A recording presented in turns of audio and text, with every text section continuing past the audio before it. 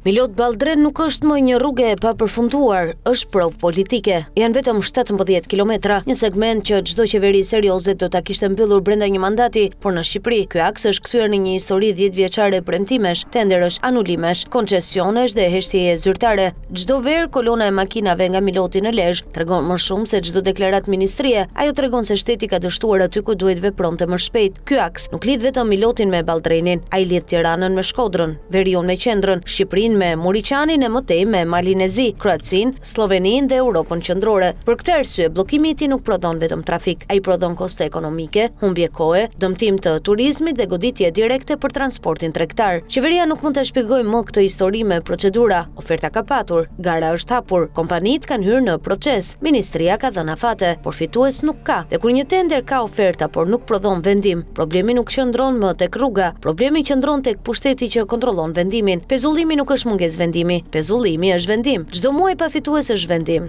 Çdo sezon turistik me radhë kilometrike është vendim. Çdo kamion që humbor në këtë aks është pasojë e një vendimi. Çdo biznes që paguan më shumë për transport, karburant dhe kohë, paguan faturën e një vendimi politik. Dhe çdo vendim ka autor. Në qendër të kësaj historie qëndron një pyetje që qeveria nuk e ka sqaruar kurrë. Pse nuk shpallet fituesi nëse procesi ka patur oferta? Kjo është arsyeja pse Milot Balltren nuk duhet trajtuar si kronik rruge, duhet trajtuar si dosje pushteti, sepse pushteti nuk duket vetëm tek ligjet që miraton, pushteti duket edhe tek projektet që bllokon, tek tenderet që zverit, tek kontratat që nuk mbyll dhe tek përgjigjet që nuk i jep publikut. Qeveria ka patur kohë, para dhe pushtet për ta zgjidhur këtë çështje. Ka financuar projekte shumë të kushtueshme, ka hapur kantiere më të vështira, ka shtyr përpara investime me prioritet politik dhe turistik, por Milot Balltren mbetet peng i një procesi që nuk mbyllet, nuk sqarohet dhe nuk merr përgjegjësi publike. Kjo është pika ku mungesa e transparencës kthehet në problem politik. Ministria duhet publikojë dokumentet e plota të garës, emrat e operatorëve që kanë dorëzuar oferta, pikëzimin teknik dhe financiar, proces verbalet e komisionit të vlerësimit, dhe arsyen konkrete pse nuk shpallet fituesi. Pa këto dokumente, çdo deklarat për procedura mbetet alibi. Pamfleti do ta ndjek këtë çështje si dosje të hapur publike, jo për 17 kilometra asfalt, por për një pyetje më të rëndë. Kush e mban peng këtë rrugë dhe pse qeveria nuk e thotë të vërtetën? Pas 10 vitesh pritje, pyetja nuk është më pse nuk ndërtohet rruga. Pyetja është kush përfiton nga mos ndërtimi i saj?